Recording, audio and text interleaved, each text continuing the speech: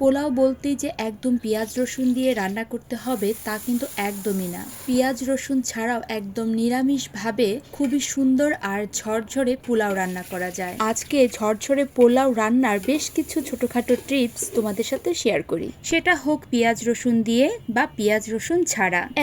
চাল কিন্তু পোলাওয়ের আসল নায়ক। পোলাওয়ের জন্য সব চাল চলে না, বাসমতি বা পুরনো চিনি গুঁড়া চাল ব্যবহার করাই সবচেয়ে ভালো। আর 2 নাম্বার হলো চাল ধোয়ার পর শুকানো, যাতে চালটা ভেঙে না যায়। ধোয়ার পর চালটা 30 মিনিট থেকে 1 ঘন্টা একটা চালুনি বা মশারি দিয়ে ঢাকা রেখে পানি ঝরিয়ে নিন। ফ্যানের নিচে রাখলে তো আরো বেশি ভালো। শুকনো চাল মানেই কম আঠালো আর ঝরঝরে পোলাও। 3 নাম্বার হলো ঘি বা তেল যেন একটু বেশি থাকে।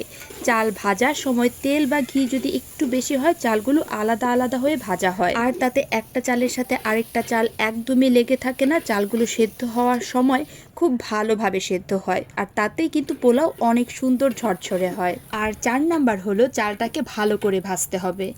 চালকে হালকা সোনালি হওয়া পর্যন্ত মাঝারি আঁচে ভাজতে হবে। ভাজার সময় চাল যেন নিচে না লেগে যায় সেজন্য ক্রমাগত নেড়ে যান।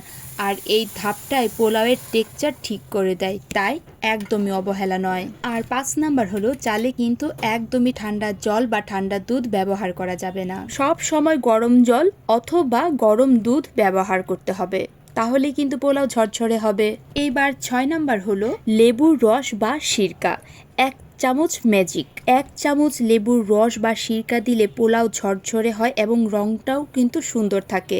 যদিও এটা বাধ্যতামূলক নয়, কিন্তু ট্রাই করলে বুঝবেন পার্থক্যটা। এইবার 7 নাম্বার টিপসটা হলো যখন দেখবেন পানি চালের সমান হয়ে এসেছে, দমে রাখুন 15 থেকে 20 মিনিট। এই সময় একদম নাড়াচাড়া না করে অপেক্ষা করুন, তাতে বাষ্প ভেতরে থেকে চাল ঝরঝরে হতে আর সেদ্ধ হতে সাহায্য করে। আর তখন চুলার আঁচটা একদম লো করে রাখতে হবে। এইবার সর্বশেষ আর 8 নাম্বার টিপসটা হলো পোলাও হয়ে যাওয়ার পর মানে দমে দেওয়ার আগে বেশ কয়েকটা আস্ত কাঁচামরিচ আর বেশ কিছুটা ঘি দিয়ে একদম ঢাকা দিয়ে দিন। ঘিটা একটু হালকা করে নাড়াচাড়া করে ঢাকাটা দিয়ে দিবেন। ব্যাস, আমার মনে হয় ঝরঝরে পোলাও রান্নার আর কোনো টিপস বাকি নেই।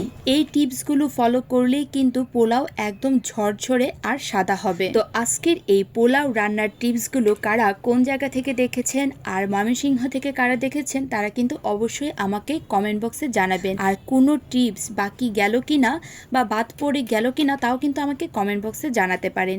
তো আজকের এই ভিডিওটা কিন্তু আমার এই পর্যন্তই। ভালো লাগলে অবশ্যই সবাই লাইক আর কমেন্ট করবেন, আর তার সাথে ভিডিওটা ভালো লাগলে শেয়ারও করতে পারেন। আর সেই সাথে আমার পেজটাকে লাইক বা ফলো করতে কিন্তু একদম ভুলবেন না। তো আজকের এই পোলাও রান্নার ভিডিওটা এই পর্যন্তই। দেখা হবে আপনাদের সাথে আমার পরবর্তী একটা ভিডিওতে। So tata.